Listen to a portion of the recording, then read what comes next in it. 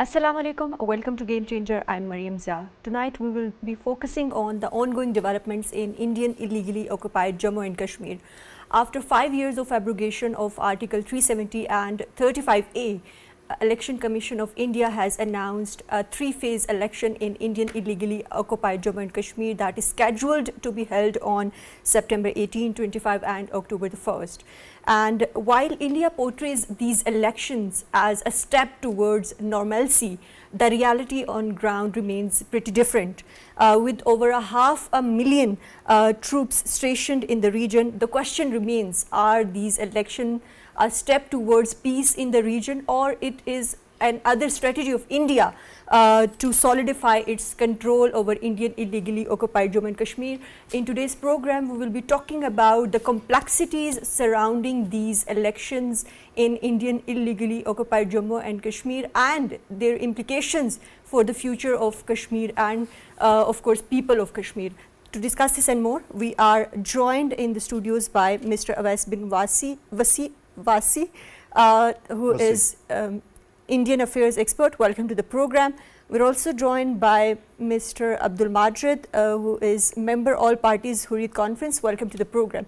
So, Mr. Awais, let me start with you with a very basic question.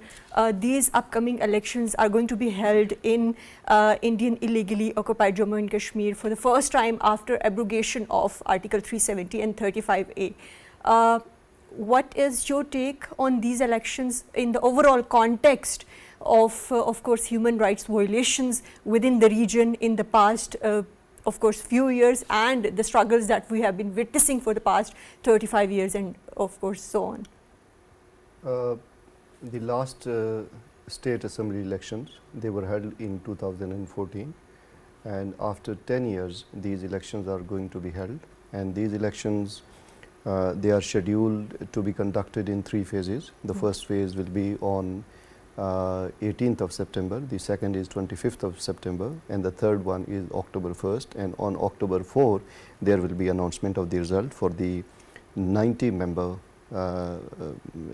House of currently there is Union Territory according to India, but we still question about this status. We still consider it the state of Jammu and Kashmir. So, if you look back the history of these elections, so these elections started since 1951 and they continued, except 2 elections, one 1989 and the other one is 1996. People they didn't participate, but in the rest of the elections, people by and large, they had participated in it, and that participation, India in fact wants to project or wants to sell internationally that look that this participation means that democratic institutions are in place in Jammu and Kashmir, and the participation means that these people of Jammu and Kashmir, they have reposed their trust to the Indian government, to the state of India. That is why they are part of this democratic process. But I think that we need to distinguish between the 2 things. One is these elections, and the other thing is the larger question of Kashmir dispute. These elections, they do not have any mandate to give any verdict to the final settlement. Mr. West, we will be talking about, of course, what is the status of these elections under the international laws and United Nations security laws as well. But Majid Sahab, of course, same question to you. What's your take on these elections that are going to be taking place after a gap of 10 years in Indian illegally occupied Jammu and Kashmir, especially in the context where a large number of Kashmiri leadership is in prison, and of course they are opposing and appealing to the people to boycott these elections? So how do you view these elections, and what are your expectations regarding these upcoming elections? Thank you very much. As far as the elections that going to be conducted in Jammu and Kashmir, illegally occupied Jammu and Kashmir, I may say, you see Narendra Modi and his government, authorities, they used all their means for those people who are against Indian rule, particularly Hurriyat Conference, or what we say, the camp which demands for independence. But unfortunately, this is unfortunate for India, I think, that they didn't succeed in bringing those separatists in the mainstream politics, number one. This is the first defeat for India, number one. Number two, the elections, you see, first of all, India is occupying Jammu and Kashmir, which is illegal. He bifurcated the state in two union territories, Jammu, Kashmir and Ladakh. It is illegal. He scrapped Article 370-35A, that is illegal. He is violating international law, that is illegal. He issued in a bulk quantity the domicile certificates to non-Kashmiris, that is illegal. He made demographic changes in Jammu and Kashmir, that is illegal. Within these all illegalities, the election that India is going to conduct in the presence of heavy forces, more than 1 million, I may say, on gunpoint, how they can be, we can legitimize them? Who will legitimize them? Even within India, the democratic parties like Congress, the main opposition of in the Lok Sabha or Rajya Sabha, Rahul Gandhi, he is demanding for statehood.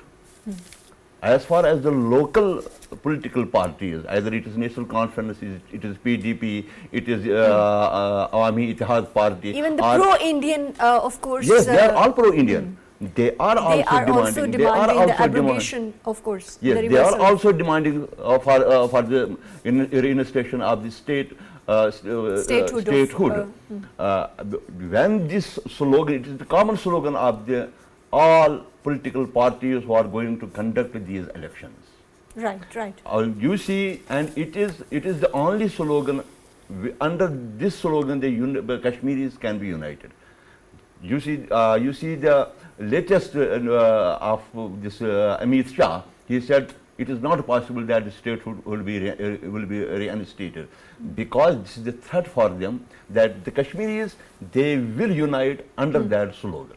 Right, right. We are also joined online by A.V.M. Ijaz, Malik. Welcome to the program.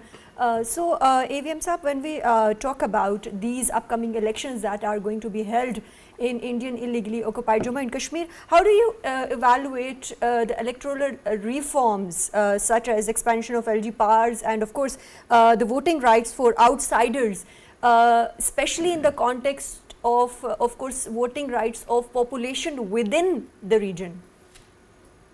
Thank you very much for joining the program. This is a very significant happening in the offing. As we all know, it has been in the background of Supreme Court's decision to hold election for the regional assembly. But as it's being held under a compulsion, and the public sentiment in general and of that of the Muslim majority public in Indian illegally occupied Kashmir, it's well known to the Delhi government. So they are trying to preempt that, and they are trying to put in all those filters and processes in place which can help them get a kind of desired results. Although it seems very difficult, even after Mr. Modi had done his maiden trip to the occupied valley recently, but the kind of response that was given to him and the kind of political unrest we have after 5 years down the line of change of the status of the area. 1735A. It's an uphill task for them. Mr. Ijaz, when we talk about the current political landscape in Indian illegally occupied Jammu and Kashmir, how do you view it, especially in the context of since these articles 370 and 35A were revoked? So, what demographic changes are made, and how do you think these are going to be influencing the upcoming elections? The very first, significant thing which happened was that while initially before 2019 we had, a pro-Delhi Muslim political leadership who have been previously ruling in Kashmir on behalf of Delhi in the then so-called independent status. But even that particular segment has now, they have, alienated themselves from the Indian Union, and they want to pursue their independent stance. Secondly, BJP per se does not have any support in the Muslim majority areas. The Congress, through its election, kind of association, or you can say coalition with other parties, is trying to get some political mileage in the Delhi as opposed to BJP. As regards the demography, definitely a deliberate attempt has been made by New Delhi to change the demographic complexion of the valley. Their ultimate aim is to neutralize or change the Muslim majority areas wherein they were enjoying a special status, and now what they are pursuing is that special status of demographic, historical background, that should be denied to the Muslim majority areas. Important aspect, but Mr. Ijaz, at the same time we know that human rights violations are a key concern in Indian illegally occupied Jammu and Kashmir, with over 96,000 extrajudicial killings and of course imprisonment of key Hurriyat leaders. How do you view this is these factors are going to be impacting the elections and election results? Definitely, this would remain on the forefront of all decision making and opinion making before and during the polling process, as this is a three-stage process. Unfortunately, India has taken a kind of role model suit of what's happening in Israel. And they are following almost similar lines to subjugate the local populace, and they are trying to, marginalize the people who are rightfully owners of this land. Right. Thank you very much, A.V.M. Ijaz Malik, for joining us in today's program and for your valuable input. So, when we talk about Dr. Awais, the ongoing human rights violations, how do you see the, of course, role of international human rights organizations, especially Amnesty International, and with key evidences of human rights violations within the region, and then India announcing these elections?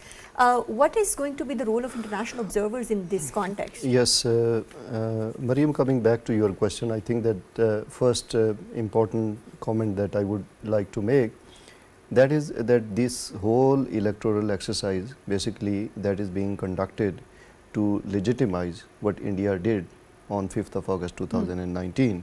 As Majid was very rightly pointed out, the series of illegalities by India. So this is basically the exercise to give justification or give legitimacy to that. Coming back to the role of international community, the role of international community is unfortunately is very grim and very disappointing when it comes to the Kashmir dispute, because we are not asking for just a role which doesn't have any locus standi or which doesn't have any international base. The United Nations has already adopted multiple resolutions. United Nations Security Council has adopted resolutions.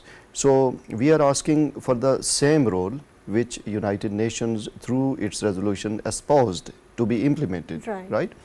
And secondly, if you see, there are series of reports coming from different human rights organizations. But at the same time, of course, Majid Sahab, we have witnessed over time that the world still remains silent. So how has India been able to suppress these dossiers and of course information regarding human rights violations within the region?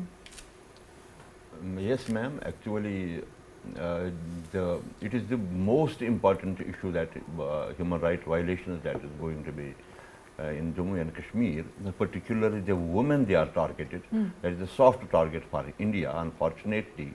And as far as these extrajudicial killings and enforced disappearances, there are the two main also issues in Jammu and Kashmir. Amnesty International or other international organizations, they have conducted sophisticated reports about these human rights violations in Jammu and Kashmir, but unfortunately they have not any force that they will compel India to stop this all. This is the responsibility of the United Nations, where the resolutions are present about Jammu and Kashmir, and they should make accountable India. I think if being you, the PTV employee, if you will violate the rules, laws and the regulations of this organization, obviously they will give you a show cause notice. But unfortunately, India is continuously violating UN resolutions, UN laws, but unfortunately, because they have a strong lobby, India have a strong lobby there, and they are not able to force India to stop this all. Right. And Dr. Awais, you earlier alluded to as well to, of course, United Nations Security Council resolutions. So how relevant are these UN security resolutions, especially when we talk about United Nations Security Resolution number 47, that particularly and clearly talks about plebiscite in Kashmir. So in the context of these upcoming elections, how relevant are these resolutions, and what kind of international law apply to India's violations of these resolutions? First of all, we need to understand the nature of these resolutions. These resolutions, they are not recommendatory. These resolutions are binding in nature. And these resolutions, they have been, partially, their implementation process had been initiated, but later on, due to intransigence of India, it got halted, and this, the whole process of the implementation of resolution could not see, its completion. So, United Nations resolutions, especially Security Council resolutions, they are considered akin to the UN decision. They are not just, the simple statements of the United Nations. In the presence of these resolutions, Dr. Awais, how India is going to be able to hold these elections, especially we know that Modi government has been delaying these elections for quite some time now, and now since of course on the orders of Indian Supreme Court these elections have been announced. So what's your take on these unilateral actions that are being taken by India? Yes, first of all, that according to United Nations resolution, India cannot bring about any material change which India is doing through domicile certificate, through amendment of Land Act, and disenfranchising and disempowering Kashmiri people.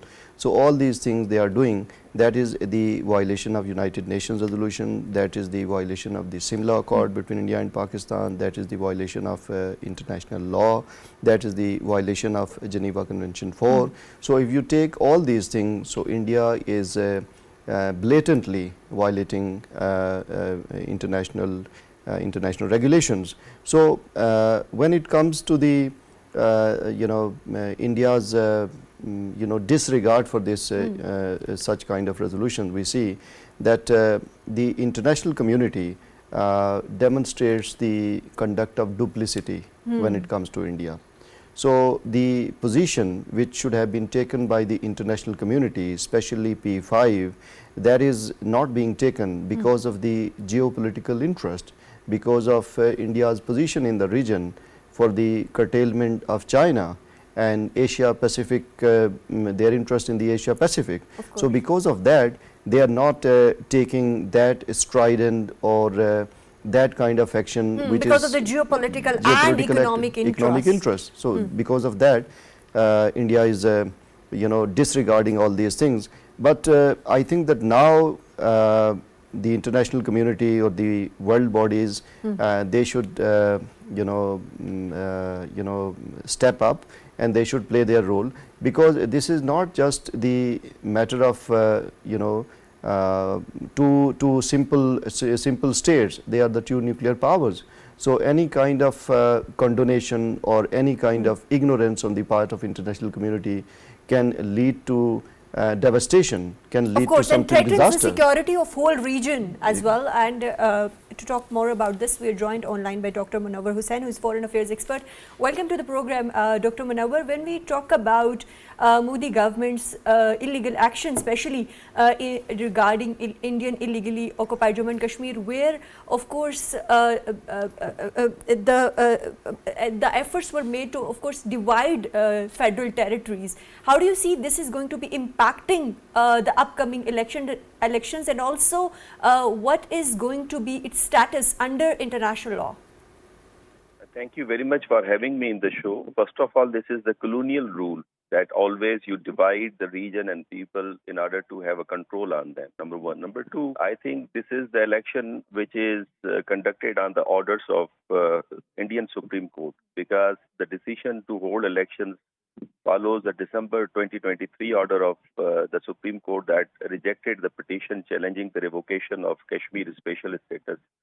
And the Supreme Court set a deadline for September 30 for holding provincial polls.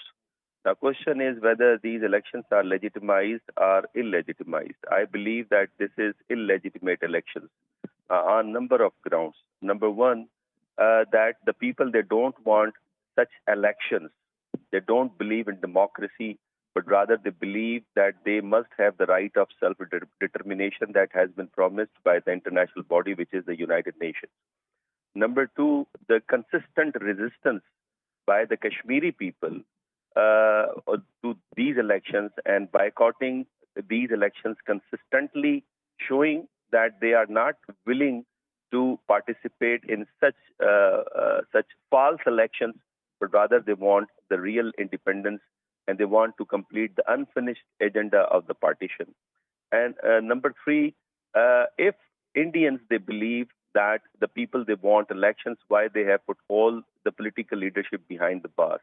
So this is what this is, the practice, which is only to show the international community that there is a normalcy in Kashmir. If there is a normalcy in Kashmir, why we saw the failure of SCO tourist meeting in Srinagar, why they have imposed the curfew there, why they have made the Kashmir a largest prison in the world. So these all arguments and facts are showing that this is nothing but to a false claim by the Indians that they believe in democracy. And I am very critical regarding Indian democracy and overall democracy at the global stage, because I believe that there is no democracy in the world. And there are a number of evidences regarding this. Number one, that I believe that liberalism has become liberal even in the West. They give preference to the technocrats, not the public opinion. Recently, we are observing the people, they want solution of the Palestinian issue, but governments of the West, they are supporting the Israeli government and their ethnic cleansing and their apartheid actions.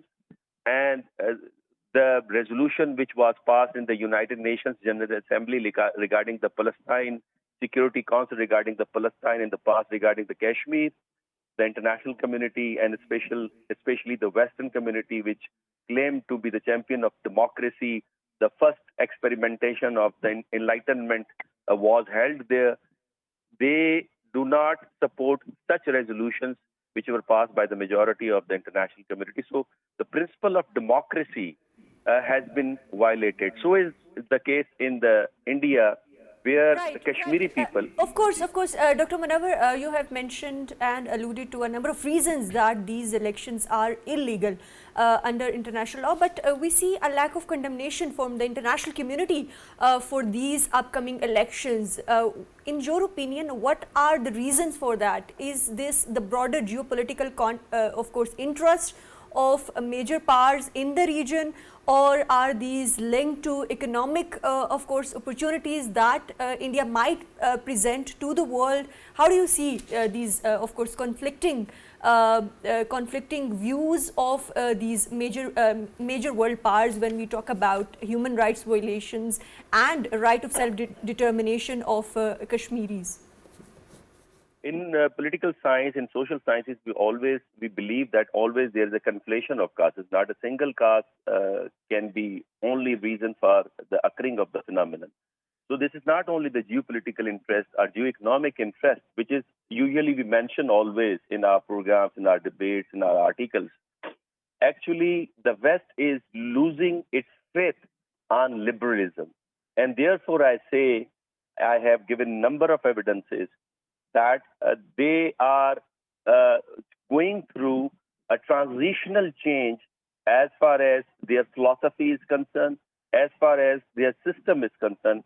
And one of the very important evidence is that in liberalism, we believe that these are institutions which would maintain peace in the world, which would maintain a peaceful environment, which would sow the seed of peace in the mind of the people of the world.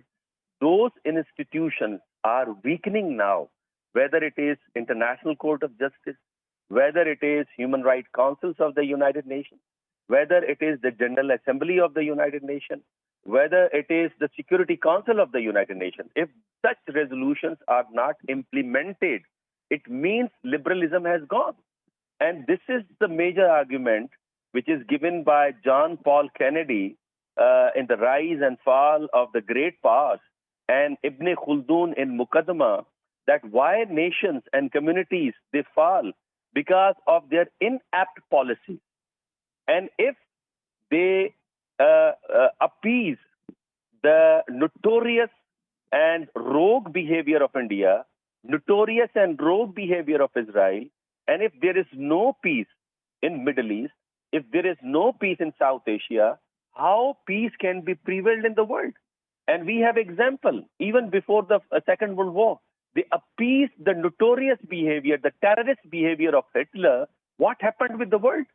They observed the Second World War, the large destruction, death, pain. 70% of European industrial units were destroyed. Their infrastructure were destroyed. Many people, they were killed. So now we are at the verge of another disaster in the world.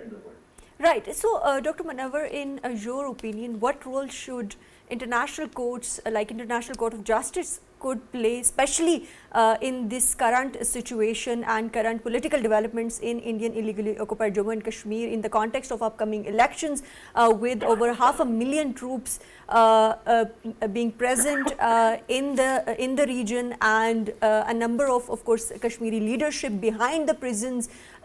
What role can such courts play? Now, court can only give the verdict, what they have given in the case of the Palestine, but they don't have a power to implement it. It is the responsibility of the Security Council, the members of the United Nations, that they have to provide the forces to implement the verdict and resolutions, either it is of the Security Council of the United Nations or the Court of International Justice, as they implemented in the case of Serbia, in the case of Croatia, in the case of Bosnia. So why they are not interested to implement such resolutions in the case of Kashmir and Palestine? So this is their ideological biases. And I believe that the Christian Zionism is the prime reason that is promoting, protecting, and pushing the Jew Zionism in the world and Hindutva Zionism in India. So they are responsible for this. But frankly speaking, now we are again, I would say, is going through a transitional change. And this is the reason that the majority of the member of international community, whether they belong to the global south or the global north, they are joining the alternative model. Why BRICS is going to be expanded? Now, question is, why the people they are joining this BRI and CPEC? Right. Why majority of the nation they are going to join the SCO? This is what they are going to do this. So now, right. But Dr. Munawar, coming back to the situation in Indian illegally occupied Jammu and Kashmir, how do you see that, of course, a number of parties, local parties within the region are demanding for restoration of course, Article 370 and 35A. How do these factors do you see factoring into the upcoming elections and election results and, of course, participation of Kashmiris in these elections? Now, these elections are held after a decade. And even they revoked Article 370 and 35A. Now, my question is, Modi government could held elections from 2019 to 2024. They were failed because they know that the elections won't be successful. Even the Indian-supported political parties like Mehbooba Mufti and Abdullah Haroon, they were not ready to take part in the elections in the past. So how these elections can be successful? So I don't believe that if these articles are revoked, if a special status has been snatched from the Kashmiris, if their real demand of right of self-determination is not given to them, how they would believe on such democracy, the drama of democracy and elections were practiced in the past many times. Such elections were successful in the past? So I don't believe in that. And such elections and so-called practice of democracy won't be successful in the region and won't be successful to bring peace in the region, which one of your guests was saying that this is the conflict between two nuclear powers. So, I mean, this is very sensitive issue. And the government of Pakistan, I believe, now this is the time when international community is very, very sensitive regarding Palestine.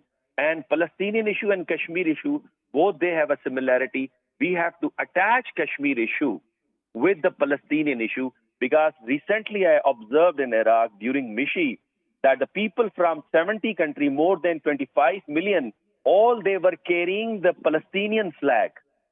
Right. So this is the time that we have to sensitize regarding the Kashmir. It is not only Palestine that could stabilize the peace and stability in the world, but this is also another issue, which is the Kashmir, long-standing issue, which needs to be resolved as per the resolution of United Nations. Right. Thank you very much, Dr. Munawar Hussain, for joining us in today's program and for your valuable input. Coming back to the studios, Dr. Awais, when we talk about these upcoming elections, of course, Modi government is trying its best to install BJP, of course, Chief Minister in Indian illegally occupied Jammu and Kashmir as part of bigger strategy of Hindutva in the region. How do you view this strategy, and what are your expectations from Kashmiris regarding this bigger plan of Modi? Yes, this plan is quite long-standing. As a BJP, when it started, making entry into Jammu and Kashmir politics by getting one seat in the Assembly of 2002, and then 2008 it got 11 seats, and in 2014 it got 25 seats. And now, if you see the delimitation commission and the gerrymandering which India did, that was the sole purpose. And the purpose was basically, the first thing is to legitimize all these illegalities, and the second thing is to bring about their own chief minister. And in order to do that, what they did is that they increased the number of seats in Jammu from 37 to 43. So 6 seats have been increased, and in total house of 90, although the population of Jammu is less than Valley, but they have increased 6 seats. And I think in the what they will try to do is that they will consolidate the Hindu votes in the Hindu majority areas of Jammu, and they will also try to make inroads in the Muslim regions where Muslim population is sizable, for example in Rajouri and Poonch, and because they have also given some incentives to the Pahadi tribe, and they would try to increase the number of seats so that they can get their own chief minister over there, number one. And second thing is that people of Jammu and Kashmir, they will participate. This is, in earlier Lok Sabha elections, they have also participated. The percentage is less, but that is there. But the question is that whether their participation means that they have, they have given their vote for the final settlement of the issue or for the resolution of Kashmir. That is not the case. When it comes to the issue of Kashmir, they will come out and they will, resist and fear opposition, we will see, because in the past number of elections they were held.